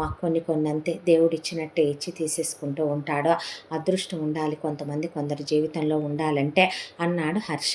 ఆ తర్వాత అనుపమ బట్టలు సర్దుకొని ఇక్కడే తన కెమెరాలు ల్యాప్టాప్లు అన్నీ వదిలేసే బయలుదేరుతుంటే ఎక్కడికి రా అని అడిగారు లక్ష్మీ గోవిందరావు. తను చదవాల్సింది ఇంకా కంప్లీట్ అవ్వలేదమ్మా, ఇంకా తను చదువు ఉంది, పైగా తన కోర్సులో కూడా జాయిన్ అయి ఉందంట, అది కంప్లీట్ చేయగానే తిరిగి వస్తుంది అని చెప్పాడు. జాగ్రత్త అమ్మా అని చెప్పి అనుపమ కోసమని అప్పటికప్పుడు హడావిడిగా గంటలో పిండి వంటలు అవి చేసి బ్యాగ్లో సర్ది జాగ్రత్త అమ్మా అని చెప్తే దించేసి వస్తానని హర్ష వచ్చాడు. బస్సులో హర్ష వైపు చూస్తుంటే హర్ష మాత్రం అలా కన్నార్పకుండా అనుపమ వైపు చూస్తూనే ఉన్నాడు. చేతిలో చేయి తీసుకొని కూర్చుంది అనుపమ. ఆ తర్వాత బస్సు దిగేసరికి కూల్ డ్రింక్ ఇచ్చి అనుపమనే అక్కడే నుంచోబెడితే రానే వచ్చాడు రమేష్. వచ్చిన తర్వాత మీతో కొంచెం మాట్లాడాలని రమేష్ని పక్కకి తీసుకెళ్ళి, తనకి నాకు మధ్య ఫిజికల్గా ఏమీ జరగలేదండి, నన్ను కన్న తల్లిదండ్రుల మీద దేవుడి మీద ప్రమాణం చేసి చెప్తున్నాను, నేను నీ ఎంత చదువుకోకపోయినా నాకు సంస్కారం అనేది ఉంది, తను నిన్ను ఇష్టపడింది అనే దాంతో నేను మా రిలేషన్ని కూడా కాదనుకుని నీకు అప్పగిస్తున్నాను, తన అమాయకురాలు, చాలా మంచి పిల్ల, బాగా చూసుకో, తనకిప్పుడు అమ్మా నాన్నల అండ కూడా లేదో, తన కంట కన్నీళ్లు రానివ్వకుండా చూసుకో అని చెప్తే అన్నాడు రమేష్. అన్న తర్వాత హర్ష అనుపమనే రమేష్కి అప్పచెప్పి ఇక వెళ్ళిరానా అనేసరికి ఒక్క నిమిషం అనే తాళి నల్లబూసలు తీసి హర్ష చేతిలో పెట్టి, నీ గుర్తుగా ఈ ప్రధాన పొంగరం నేను ఉంచుకుంటాను అంటే నవ్వేసి, వాల్యుబుల్స్ కదా తీసుకో, నీ లైఫ్లోకి నాకన్నా మంచి అమ్మాయి రావాలని, నీకు చాలా హ్యాపీ లైఫ్ ఉండాలని కోరుకుంటున్నాను హర్ష అనేసరికి వాళ్ళెదురుగానే బస్సు ఎక్కి వెనక్కి తిరిగి అను వైపు చూస్తూ అలా చెయ్యి ఊపుతూ వెళ్ళిపోయాడు హర్ష. ఆ తర్వాత హర్ష కళ్ళల్లో నీళ్లు తిరగటం చూసింది అను. మంచి ఫ్రెండ్స్ అయిపోయాంగా వదలలేకపోయినట్టున్నాడు అనుకోని ఆ తర్వాత రమేష్ పద అను అన్నాక వెళ్ళిపోయిందే. హర్ష ఇంటికి వచ్చేసాడు. అమ్మాయిని దించావురా అంటే అన్నాడు. అన్న తర్వాత ఒక వారం రోజుల కాలం అలా గడిచిపోయాక ఒకరోజు హర్ష ఫోన్కి ఫోన్ వచ్చిందే. నేనే అను అంటే, నువ్వు నాకు తెలీదా, ఎలా ఉన్నావు అనేసరికి, ఈ బస్ స్టాండ్లో ఒక్కదాన్నే కూర్చొని ఉన్నాను, నువ్వు ముందు రా, నన్ను తీసుకెళ్ళి కానీ హర్ష అనేపాటికి ఏమైంది అనేపాటి, నువ్వు ముందు వస్తావా రావా అనేసరికి, వస్తున్నాను ఉండు, ఎక్కడున్నావు అంటే, ఇక్కడ అంటే, జనాలు ఉన్న దగ్గర కూర్చో, ఒక్కదానివే కూర్చోకు, ఎవరన్నా ఇస్తే తినకు అన్న తర్వాత, నువ్వు ముందురా అంటే వెంటనే ప్యాంటు షర్ట్ వేసుకొని, ఎక్కడికి చిన్నోడా అన్న, వస్తానుండమ్మా అని చెప్పి హర్ష హడావిడిగా బయలుదేరి సిటీకి వచ్చాడు. వచ్చేసరికి అనుపమ బాగానే ఉంది, డ్రెస్ వేసుకొని, లిప్స్టిక్ వేసుకొని, కాటుకు పెట్టుకొని, పొట్టు పెట్టుకొని, జడ వేసుకొని, పక్కనే తిన్న చిప్స్ ప్యాకెట్లు, తాగిన కూల్ డ్రింక్ బాటిల్స్ అన్నీ ఉన్నాయి. హర్షను చూసే ఏమైందను అనేపాటికి హర్షను కౌగిలించుకొని వెక్కిళ్ళు పెట్టి ఏడ్చే ఏమైందిరా అని అడిగితే, ఆ రోజు నువ్వు నన్ను రమేష్ గారికి అప్పచెప్పి వెళ్ళావా, వాడు వాళ్ళ ఇంటికి తీసుకెళ్ళాడు, వాళ్ళ అమ్మకి, అక్కకి, నాన్నకి జరిగింది అంతా చెప్పాడు, వాడక్క, వాడమ్మ, నాన్న వాళ్ళ చుట్టాలని పిలిపించారు, అందరూ కలిసి నన్ను కూర్చోబెట్టి మార్చి అసలు ఎక్కడెక్కడికి వెళ్ళారు, ఏమేం జరిగింది, ఎంతసేపు గుహలో ఉన్నారో, తెల్లారి పెద్ద మనుషులు ఎప్పుడు చూశారు, తాళి కట్టించారా, గదిలోకి వెళ్ళాక మీ ఇద్దరు ఏం చేసుకోలేదా, నిజంగా చేసుకోలేదా, అది ఇది అనే మార్చి అడిగారు. వీడు సైలెంట్గా ఊరుకున్నాడు. ఆ తర్వాత ఒకరోజు వాళ్ళ అమ్మ అక్క కలిసి నన్ను రమ్మని గైనిక్ దగ్గరికి తీసుకెళ్ళి వర్జిన్ టెస్ట్ చేయించారు. చేశారో. నేను వర్జిన్ నేనని చెప్పిన తర్వాత అప్పుడు వాడు పెళ్లి చేసుకుంటానంటే నా ఎడంకాలు చెప్పు తీసుకొని వాడిని పళ్ళు రాలిపోయిన దాకా కొడితే బ్రేకప్ అన్నాడు. నేను పోయి పని చూసుకోరా చెత్త రాసుకెళ్ళి అని చెప్పి వాడిని చెప్పుతో కొట్టి వచ్చేసాను హర్ష. ఆకలేసింది, అందుకే ఇవన్నీ తినేసాను, వచ్చి బిల్లు కడతామని చెప్పా. టెన్షన్ వస్తే నేను ఎక్కువ తింటాను తెలుసా అనేపాటికి అక్కడ బిల్లు కట్టే నవ్వొచ్చి చదువుకున్న అమాయకురాలు అనుకోవాలా, తింగర పిల్ల తిక్కల పిల్ల అనుకోవాలా, వాడిలాంటి సెల్ఫిష్ వెధవని ఎలా ప్రేమించింది అనుకోవాలా. హర్షకి ఒక క్షణం ఏమీ అర్థం కాలేదో. ఆ తర్వాత నువ్వు కూడా నన్ను వదిలేస్తావా హర్ష అనేపాటికి ఏం మాటలవే అన్నాక పద వెళదాం, లాస్ట్ బస్ టైం అవుతుంది అన్న తర్వాత ఏమని చెప్తావు, ఫ్రెండ్ అని చెప్తావు, వైఫ్ అని చెప్తావా, జరిగింది చెప్పావా అంటే లేదు, ఎలా చెప్పాలా అని ఆలోచిస్తున్నాను అన్న తర్వాత నువ్వేం చెప్పొద్దులే నేనే చెప్తాను అన్న తర్వాత తిట్టకుండా 3 గంటలు తిడుతూనే ఉంది బస్సులో రమేష్నే. ఆ తర్వాత ఏంటిదంతా అంటే ఊడెళ్తే మళ్ళీ తిట్టలేను, ఎమోషన్ క్లియర్ అవ్వదు అని ఏడ్చి హర్ష భుజం మీద పడుకుండిపోయి చిన్నపిల్లలా ఒదిగిపోయింది హర్ష గుండెల్లో. నవ్వుకొని చెయ్యేసి దగ్గరికి తీసుకున్నాడు. తీసుకున్నాక జేబులో వేసుకొచ్చిన తాళి నల్లబూసలు ఇస్తే క్యారీ చేస్తున్నావా అంది. అన్నాక నవ్వి ఆ తర్వాత నువ్వే వేయి అంది. మెళ్ళో వేశాడు. వేసిన తర్వాత ఇంటికి తీసుకెళ్తే ఏమ్మా అప్పుడే అయిపోయిందా కోర్సు అని అడిగితే లక్ష్మీ గోవిందరావు పెళ్ళయింది కదా, మీ అబ్బాయిని వదిలి ఉండలేకపోయాను, నాకు ఏ కోర్సు చెయ్యాలనిపించలేదు, మిమ్మల్ని అందరినీ వదిలి ఉండలేకపోయాను అని చెప్తే ఇది బాగా మాటలు కూడా చెప్పుద్దని నవ్వుకున్నాడు హర్ష. నవ్వుకున్న తర్వాత గదిలోకి తీసుకెళ్ళిన తర్వాత బాగా చెప్పా కదో అనేసరికి నవ్వేశాడు. నవ్వేశాక హర్ష పడుకున్న కూర్చొని ఆలోచించుకుంటూ రమేష్ ఎంత మోసం చేశాడు, ఎంత ద్రోహం చేశాడో హర్ష మాట వరుసకైనా అనలేదే అలాంటి మాట అనుకుని హర్ష లేచిన తర్వాత నువ్వు నన్ను అనుమానిస్తున్నావా హర్ష, నేను వాడితో తప్పు చేశాను అనుకుంటున్నావా, పిచ్చి పట్టిందాను నీకు, నువ్వు ఎలాంటి దానివో నాకు తెలియదా, ఒక అమ్మాయి అబ్బాయి కలిసి ఉన్నారంటే తప్పుడు పనులు చేశారనేనా అర్థం.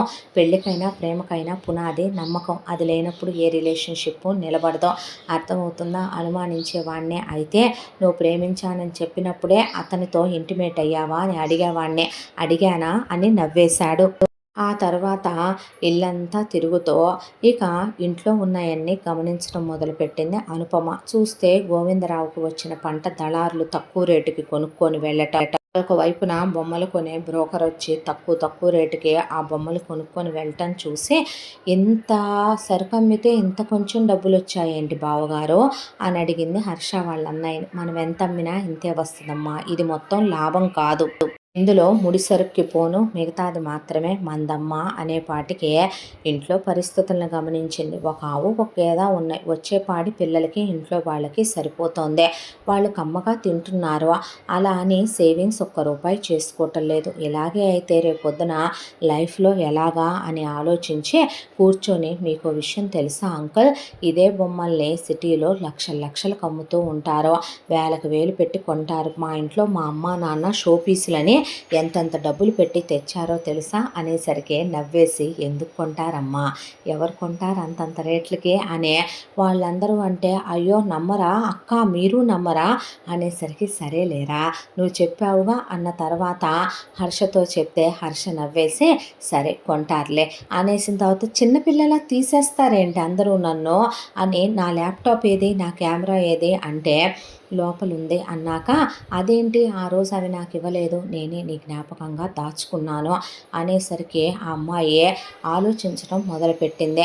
హర్షతో తను ఫస్ట్ టైం మీట్ అయిన రోజు నుంచి గుర్తు తెచ్చుకుంటే తన మీద ఇంటెన్షన్ పే చేయటం, తనకు అవి ఇవి అని తీసుకొచ్చి ఇవ్వటం, ఆ అమ్మాయితో ఎక్కువ క్లోజ్గా మాట్లాడటం, క్లోజ్గా మూవ్ అవటం, నన్ను ప్రేమించాడా, ఇష్టపడ్డా, అది నాకు చెప్దాం అనుకున్నాడా, ఈలోపే ఇదంతా జరిగిందా, నేనే అర్థం చేసుకోలేదా, మరి ఆ విషయం నాతో పెళ్ళయ్యాక కూడా చెప్పడేంటి, ఈగోనా, మొండితనమా, అబ్బో మేల్ డామినేషనా అనుకుందే. ఆ తర్వాత ఆ అమ్మాయి కెమెరాతో వాళ్ళయన్నీ షూట్ చేసి లక్ష్మి పాడి చేయటం, పాలు తీయటం, వెన్న తీయటం, పెరుగు తోడు పెట్టడం, అలా ఆవిడతో మధ్య మధ్యలో మాట్లాడిస్తూ తోడుకోడళ్ళ పిల్లలకి స్నానం చేయించే దగ్గర నుంచి అన్నీ డైలీ వ్లాగ్స్ కింద ఇలా బొమ్మలు అమ్ముతారని, ఇలా వ్యవసాయం చేస్తారని, ఇలా అందరి వీడియోలు షూట్ చేస్తుంటే వాళ్ళు ఎప్పుడు తీసుకున్నట్టు తీసుకుంటుందంటే యూట్యూబ్ స్టార్ట్ చేసి షార్ట్స్ కింద ఇన్స్టాగ్రామ్లో అలాగే ఫుల్ వీడియోలు వ్లాగ్స్ కింద పెట్టడం మొదలుపెట్టింది. ఒక 6 నెలల కాలం గడిచిపోయాక బాగా వ్యూస్ పెరిగే వైరల్ అవటం కూడా మొదలైనవి వీళ్ళ వీడియోలు. ఆ తర్వాత ఆ బొమ్మలు అమ్ముతారా, ఆ బొమ్మలు మాకు కావాలి, హోమ్ డెలివరీ ఇస్తారా అని చాలామంది అడగటం మొదలుపెట్టారు. దాంతో ఇక ఒక రోజున కొన్ని బొమ్మలు ఆర్డర్స్ వచ్చాయి. బొమ్మలు కావాలి చేసి పెట్టండి అని చెప్తే వాళ్ళు చేసిస్తే తను బయట యాప్స్లో చెక్ చేసి యాప్స్లో ఉండే రేటు కన్నా ఒక 400-500 రేట్లు తగ్గించి పెట్టేపాటికి జనం అదే డిస్కౌంట్ అనుకోనే విచ్చలవిడిగా కొనేసేపాటికి ఆన్లైన్లో డబ్బులు వచ్చినాయి. వచ్చిన డబ్బుల్ని డ్రా చేసి తీసుకొచ్చి ఇచ్చే మనం అమ్మిన బొమ్మలకు వచ్చినాయి ఇవి అనేపాటికి నిజమా అన్నారు వాళ్ళు.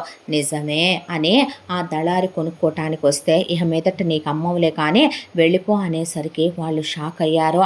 షాక్ అయిన తర్వాత ఇంకా సేమ్ పీస్ బొమ్మలు ఒక్కో పీసు 150 కావాలి, ఈ 500 కావాలి, ఈ 1000 బొమ్మలు కావాలి అనేపాటికి వాళ్ళు షాక్ అయితే నిజంగా వచ్చినాయా అమ్మా అని అడిగింది లక్ష్మి. అయ్యో చేసుకున్న మొగుడు మీ అబ్బాయే నమ్మలేదు, మళ్ళీ చదువుకున్నాం అంటారు, నన్ను తిక్కల దాని కింద తింగర దాని కింద తీసేశారుగా అందరూ కలిసి.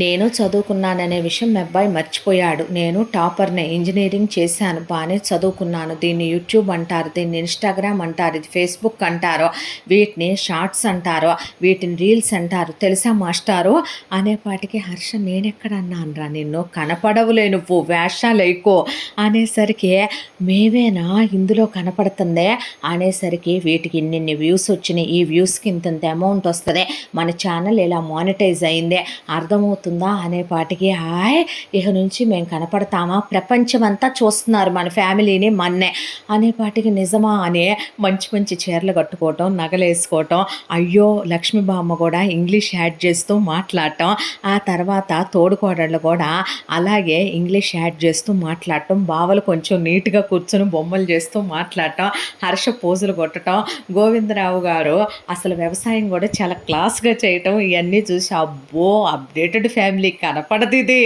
సినిమాలో అవకాశం వస్తే హాలీవుడ్కి వెళ్ళిపోయి ఆస్కార్ తెచ్చేస్తారు ఫ్యామిలీ అని నవ్వుకుందే. ఆ తర్వాత ఆ అమ్మాయి పుణ్యమా అంట ఇలా 3 సంవత్సరాల కాలం ఇక లక్షల సంపాదన కాస్త అలా పెరిగిపోయిందే. వాళ్ళొక్కళ్ళే చేస్తుంది కాక ఇప్పుడు వాళ్ళ చేతి కింద పని వాళ్ళను కూడా దాదాపు ఒక 20 మందిని పెట్టుకున్నారు. 20 మందిని పెట్టుకొని ఖాళీ లేకుండా ఒకవైపున కొరియర్లు వెళ్ళిపోవటం, చాలా సేఫ్గా బబుల్ ర్యాపులు వేసి కావలసిన బొమ్మలన్నీ ఇంకా కొండపల్లి నుంచి నిర్మల్ బొమ్మలని అవన్నీ కూడా తెప్పించి వాటన్నిటినీ కూడా హోల్సేల్లో కొన్ని రిటైల్గా వీళ్ళు అమ్మటం. ఆ తర్వాత వీళ్ళ అత్తగారు చేసే వంటలు బాగున్నాయని పచ్చళ్ళు, పొడులు, అక్కడ దొరికే స్వచ్ఛమైనటువంటి ఆ పల్లెటూరులో దొరికే ఏ కల్తీ లేని నెయ్యి ఇవన్నీ కూడా అమ్మించటం మొదలు పెడితే ఆ తర్వాత ఈ 3 సంవత్సరాల కాలంలో 3వ బావకి 4వ బావకి కూడా ఒకళ్ళొకళ్ళు పుట్టేశారు కూడా. ఆ తర్వాత ఇప్పటికీ వీళ్ళు కలవలేదని ఆ ఇంట్లో వాళ్ళకి తెలుసు. అయినా వాళ్ళు ఒక్క మాట అడగల, అమ్మాయి అబ్బాయి ఇష్టం అనే వాళ్ళు వదిలేసి ఊరుకున్నారు. ఈలోపు గోవిందరావు గారు స్థలం తీసుకొని పాత ఇల్లు పడగొట్టి పెద్ద ఇల్లు లేపిచ్చేశాడు 5 అంతస్తులది. ఆ తర్వాత ఆయన కళ ఊళ్ళో పెద్ద ఆసామి అనిపించుకోవాలి అనే దాంతో పొలం ఎకరాల మీద ఎకరాలు, ఎకరాల మీద ఎకరాలు పోగు చేసేసాడు. స్థలాలు కొన్నాడు. కోడళ్ళకి అందరికీ భార్యకి బంగారు నగలు వచ్చినాయి, ఇంటి ముందు కారు వచ్చింది, కొడుకులకి నచ్చిన బైకులు వచ్చినాయి. పెద్ద కొడుకుల పిల్లలిద్దరూ కాన్వెంట్కి వెళ్ళటం మొదలుపెట్టారు. ఆ తర్వాత వాళ్ళకు ఒక పరువు, ప్రఖ్యాతి, పేరు అన్నీ వచ్చే. ఇదంతా చిన్న కోడలు పుణ్యమేనని, కోడలు వచ్చిన వేళ విశేషమేనని వాళ్ళందరికీ చెప్పుకుంటూ ఇలా హ్యాపీగా కాలం గడిచిపోతూ ఉండగా ఒక రోజున ఫోన్ వచ్చింది అనుపమ ఫోన్కి. హలో అనేసరికి నేనే రమేష్ని. అంటే ఏంటి అందే. అన్నాక నేను మీ ఊరే వచ్చాను, మీ ఊర్లో ఇక్కడ జలపాతం పక్కన ఉన్న గుడి దగ్గర నీ కోసం వెయిట్ చేస్తున్నాను, నాతో రమ్మి కూడా ఉందే, ఒకసారి నీతో అర్జెంటుగా మాట్లాడాలి రావా ప్లీజ్ అనేసరికి ఏం మాట్లాడాలి, పర్సనల్గా మాట్లాడాలి, ఫోన్లో మాట్లాడేది కాదు, రాను ప్లీజ్ అనేసరికి అనుపమ సరేనని చెప్పి అక్క నేను ఇప్పుడే వస్తాను అంటే సరేమ్మా అన్నారు వాళ్ళు. అన్న తర్వాత ఒక్కటే వెళ్తోంది ఎక్కడికని బైక్ మీద ఇంటికి వస్తున్న హర్ష అనుపమని చూసి తింగర మేళం ఎక్కడికి వెళ్తుందో అని చెప్పి వెనకాలే వచ్చాడు. వచ్చేసరికి కొంత దూరంలో రమ్య అలాగే రమేష్ కనపడుతున్నారు. హర్ష కూడా దగ్గరగా వెళ్ళటం మంచిది కాదని కొంత దూరంలో ఆగిపోయాడు హర్ష. వెళ్ళి అనుపమ ఏంటి అని అడిగింది. అడిగేపాటికి ఐఎమ్ రియల్లీ సారీ అను అని చేతులు పట్టేసుకున్నాడు రమేష్. చేతులు వదిలిచ్చేసుకొని దేనికి సారీ, ఏం జరిగింది అని అడిగింది అనుపమ. అడిగితే నువ్వు వెళ్ళిపోయిన తర్వాత మా అక్క అమ్మ చెప్పారని నేను వేరే ఒకదాన్ని పెళ్లి చేసుకున్నాను. ఆ తర్వాత మా అమ్మకి అక్కకి దానికి రోజు గొడవలైనే. అది తెచ్చిన కట్నానికి మా అమ్మ అక్క వాళ్ళు ఆశపడ్డారు. దానికి చాలామందితో ఎఫ్ఐఆర్లు ఉన్నాయి. వాళ్ళ ఫ్యామిలీ మంచిది కాదు. అది చాలా పాష్ కల్చర్ కలిగిన సంసారపక్షమైన ఆడది కాదు అసలు. దాంతోనే మా ఇంట్లో దానికి మాకు సెట్ అవ్వలేదు, గొడవలైన నేను కొట్టాను. దాంతో డొమెస్టిక్ వైలెన్స్ గృహహింస కేసులు పెట్టి మీడియాలకు ఎక్కించారు మమ్మల్ని. ఆ తర్వాత మమ్మల్ని అందరినీ జైల్లో పెట్టిస్తే కొన్నాళ్ళు జైల్లో కూడా ఉండి బయటకు వచ్చాము. ఆ తర్వాత డివోర్స్ అయిన ఎలిమనీ కూడా ఇవ్వాల్సి వచ్చింది. నీ వాల్యూ అప్పుడే నాకు తెలిసిందే. నేను నీ గురించి చాలా తప్పుగా అనుకున్నాను అనే నేను నా తప్పు తెలుసుకున్నాను. నీ హస్బెండ్ నువ్వు ఇప్పటికీ ఫిజికల్గా కలవలేదంట కదా అనేసరికి రమ్య వైపు చూస్తే రమ్య తలదించేసిందే. వీళ్ళింట్లో పని వాళ్ళని ఎప్పుడైతే పెట్టుకున్నారో అత్త మామ, ఆ పని వాళ్ళు ఓవర్ లోతుల్లోకి వెళ్ళి ఇన్ఫర్మేషన్ సేకరించి రమ్యకి చెప్పారనే విషయం తెలుసుకుందే అనుపమ. ఆ తర్వాత నేను నిన్ను యాక్సెప్ట్ చేస్తాను, నేను నిన్ను పెళ్లి చేసుకుంటాను, అతనికి డివోర్స్ ఇచ్చేసే, ఎన్నాళ్ళు వాళ్ళని సెటిల్ చేసావంటగా, వాళ్ళని బాగు చేసావంటగా, ఇప్పుడు వాళ్ళకి బాగా పేరు వచ్చిందిగా, ఫేమ్ వచ్చిందిగా, కోట్ల రూపాయలు సంపాదించారంటగా, నువ్వు వచ్చినందుకు వాళ్ళు బాగానే బాగుపడ్డారు కదా అను. పద వెళ్ళిపోదాం, మనం అబ్రాడ్ వెళ్ళిపోదాం. అమ్మ అక్క కూడా నీ వాల్యూ బాగా తెలుసుకున్నారు, నీకు సారీ చెప్పమన్నారు. నేను వాళ్ళని కోప్పడ్డాను తెలుసా. నువ్వెటు నీ హస్బెండ్తో ఫిజికల్గా క్లోజ్ అవ్వలేదు కదా, అంటే నీ మనసులో ఇంకా నేనున్నాననే కదా. తను నిన్ను టచ్ చేయలేదంటే మన ఇద్దరి మధ్య ఏదో జరిగిందని తను ఫీల్ అవుతున్నాడు అనే కదా. వాళ్ళ ఫ్యామిలీ కూడా అన్నీ తెలిసే ఊరుకున్నారంటే వాళ్ళు నిన్ను కోడలుగా జస్ట్ రూపాయి సంపాదించడానికి యాక్సెప్ట్ చేశారే తప్ప వాళ్ళ ఇంట్లో ఒక పర్సన్గా అయితే నిన్ను ఫ్యామిలీ మెంబర్గా యాక్సెప్ట్ చేయలేదనే కదా అనేసరికి నువ్వేమంటావు రమ్య, ఏమనేది ఏముంది, 3 ఏళ్ళు వాడిని నువ్వు ప్రేమించిన మాట నిజం కదా, ఇద్దరు ప్రేమించుకున్నారు కదా, దాందే ఉంది. నా పెళ్ళికి వచ్చావు అనుకోకుండా వాడు తాళి కట్టాడు, అయిపోయిందే. ఇప్పటికీ ఏదో వాడు తాళి కట్టి ఒక 3 ఏళ్ళు గడిచిపోయిందే, అంత మాత్రం చేతే నువ్వు వాడితో ఉండాల్సిన అవసరం ఏమీ లేదే. మారాని అంటున్నాడుగా, నువ్వంటే ఇష్టం అంటున్నాడుగా, వెళ్ళిపోను. ఎలాంటివన్నీ ఏం పట్టించుకోకు, వాళ్ళు లైట్ తీసుకొని ఇదే ఊళ్ళో దేన్నో దాన్ని చూసి వాళ్ళు చేసుకుంటారులే అనేపాటికి 2 కాళ్ళ చెప్పులు ఇప్పింది అనుపమ. ఒక చెప్పుతో కొడితే రమ్య నోట్లో నుంచి బ్లడ్ పడిపోయి కింద పడిపోతే ఇంకో చెప్పుతో రమేష్ని కొట్టేసరికి రమేష్ దవళ్ళు అదిరిపోయినాయి. దాంతో పిచ్చి పట్టిందా నీకని రమ్య అంటే, నీకో విషయం చెప్పనే, మనం కలిసి చదువుకున్నాం, నువ్వు ఏంటనేది నాకు బాగా తెలుసు, తెలియనట్టు నటించబాకు. నువ్వు వీడి ఫ్రెండు ఇంకొకడు ఉండేవాడు సురేష్ గాడు, వాడితో కలిసి నువ్వు ఓయో రూములకి వెళ్ళావని తెలుసు, వాడితో కలిసి నువ్వు ఫిజికల్ అయ్యావని తెలుసు. ఎంత ఫ్రెండ్స్ అయినా మాకు అనవసరం అనుకుంటాం, మా వరకు రానంత వరకు మీరు, మీ లిమిట్స్ అనేవి మీకుంటాయి. ఏమో లెమ్మనమని పెళ్ళికి రమ్మన్నావని వచ్చా, నా రాతలో విధి గీతలో నా భర్త రాసున్నాడు, నేను ఆయన్ని పెళ్లి చేసుకున్నాను. 3 ఏళ్ల కాలం గడిచిపోయిందే, అసలు మేమిద్దరం కలవలేదు అనే విషయం కూడా మర్చిపోయేంత మేమిద్దరం క్లోజ్గా ఉంటున్నాం. ఎవరు చెప్పారో నువ్వు నా మనసులో ఉన్నావని, నువ్వు నా మనసులో చచ్చి 3 సంవత్సరాల కాలం అయిపోయిందే. పెళ్ళైన తర్వాత తాళి కట్టిన పెళ్ళాన్ని తీసుకొచ్చి బాగా చూసుకోమని నేను తన తాకలేదని చెప్పి నీ చేతిలో పెట్టెళ్ళిన నా భర్త ఎక్కడా, ఆయన నన్ను తాకకపోయినా సరే ఆయనతో నేను కాల్ జారేనేమోనని వర్జినిటీ టెస్ట్ చేయించిన నువ్వు నీ ఫ్యామిలీ ఎక్కడరా, 3rd గ్రేడ్ ఫ్యామిలీ. మీలాంటి వాళ్ళకి మీలాంటి వాళ్ళైన ఒక అమ్మాయి వస్తేనే చెప్తేనే మీరు ఇవ్వలేకపోయారో. మెత్తగా ఉంటే తొక్కేస్తుందిరా సమాజం. ఎవరు చెప్పారా నన్ను వాళ్ళు ఫ్యామిలీ మెంబర్గా యాక్సెప్ట్ చేయలేదని? వాళ్ళు నన్ను కోడలుగా కాదు కూతురులా చూస్తున్నారు. మా అమ్మ నాన్న నేను చచ్చాను అన్న రోజే వాళ్ళు నాకు చచ్చారు. కానీ నా అత్తమామలు నాకు అమ్మా నాన్నలయ్యారు. ఒక్క మాట నన్ను తోడుకోడళ్ళు బావలు నా తోబుట్టువులయ్యారు. పిల్లలతో నాకు ప్రపంచమే తెలియట్లా. ఆయన్ని నేను ప్రాణం కన్నా ఎక్కువగా ప్రేమిస్తున్నాను. ఫిజికల్గా కలవాలి అనేది కూడా మర్చిపోయేంతగా ప్రేమిస్తున్నాను. ఎవరు చెప్పారు ఆయనంటే నాకు ఇష్టం లేదని? ఆయన కట్టిన తాళి, ఆయన వేసిన నల్లబూసలు, పెట్టిన మెట్టెలు, నొసట్లో సింధూరం నేను మోస్తున్నంతకాలం, నేను బ్రతికున్నంతకాలం ఈ జన్మకి ఆయనే నా భర్త. ఆ రోజు కాలేజీలో కూడా వీళ్ళందరూ కలిసే నువ్వు ఉత్తముడువని, మంచోడువని, నీ గురించి నీ ఫ్యామిలీ గురించి చెప్పిన దానికి చిన్నప్పటి నుంచి అమ్మా నాన్న ప్రేమ ఎరుగని నాకు నువ్వు ఒక అద్భుతంలా కనిపించావు. నువ్వు నటించావని తెలుసుకోలేకపోయాను. నిజమైన ప్రేమ ఐ లవ్ యూల్లో ఉండదనే, నటనల్లో ఉండదనే నేను నా భర్తను పెళ్లి చేసుకున్నాకే తెలుసుకున్నాను. ఇంకొకసారి నా లైఫ్లోకి రావాలనుకున్నా, మీ ఇద్దరు ఇంకోసారి నా లైఫ్లోకి ఇంటర్ఫీర్ అయినా, రమ్య నా గురించి నీకు బాగా తెలుసు. నా అత్తమామలకి మహా అయితే వీడి గురించి నువ్వు చెప్పినా, నా తోడుకోడళ్ళకి చెప్పినా, నా భర్త ఉన్నాడు నాకు, నా భర్త ఉన్నాడు నాకు, నా మీద ఈగ కూడా వాలనివ్వడు. కానీ నీ బతుకు, నువ్వు సురేష్ గారిని లవ్ చేసావు, ఇంటిమేట్ అయ్యావు, ఓయో రూములకి వెళ్ళావు, క్లబ్బులు తిరిగావు, పబ్బులకి తిరిగావు, నీ ఫోటోలు వీడియోలు నా దగ్గర చాలా ఉన్నాయే. అవన్నీ ఒక్కసారి నేను నీ అత్తింటి వాళ్ళకి చూపిస్తే నీ బతుకేమవుద్ది? కుక్కను కొట్టినట్టు కొడతారు. వీడితో పాటు నువ్వు వెళ్ళాల్సి వస్తుంది. నీ హద్దుల్లో నువ్వు ఉండి నీ కాపురం నువ్వు పద్ధతిగా చేసుకో అనేసిన తర్వాత ఒళ్ళు బలిసిందా ఏంటే వచ్చి అడుగుతున్నాననే అని జుట్టు పట్టుకోపోయాడు రమేష్. అక్కడికి వచ్చి హర్ష లాగిపెట్టి 2 తీస్తే 2 దెబ్బలకి కింద పడిపోయాడు రమేష్. తను నా భార్యరా, తన్ని నేను ప్రాణం కన్నా ఎక్కువగా ప్రేమిస్తున్నాను. చెప్పుతో కొడతా. ఇంకోసారి మళ్ళీ ఈ ఊరి దరిదాపుల్లో కనపడ్డావంటే, చాలామంది అమ్మాయిలు అంతేరా, అబ్బాయిలు ఎలాంటి వాళ్ళ అనేది తెలియక చెప్పే మాటలకే ఐస్ అయిపోయి వాళ్ళని నమ్మేస్తారు. దానికి కారణం వాళ్ళ తల్లిదండ్రులు పెంచే పెంపకం. పక్కన ఉండే ఇలాంటి అనకూడదులే కానీ బ్రోకర్ ఫ్రెండ్స్, మీడియేటర్ వర్క్ చేస్తున్నావా రమ్య నువ్వు? అంటే కట్టిన తాళికి భర్తకి పల్లెటూరి అత్తారిల్లు అనేసరికి మా అత్తింటికి ఏ విలువ లేదనమాట. నీ బ్రతికేంటో నాకు తెలియదు అనుకుంటున్నావా? నువ్వు ఎన్నోసార్లు నాకే ట్రై చేసావు. నేనే చెప్పాలనుకుంటే 5 నిమిషాలు పట్టదు. ఇక్కడ ఎవరెవరు బతికేంటనేది అందరికీ తెలుసు. డ్రామా లేకే నువ్వు నేను కలిసే చదువుకున్నాం ఇంటర్ వరకు.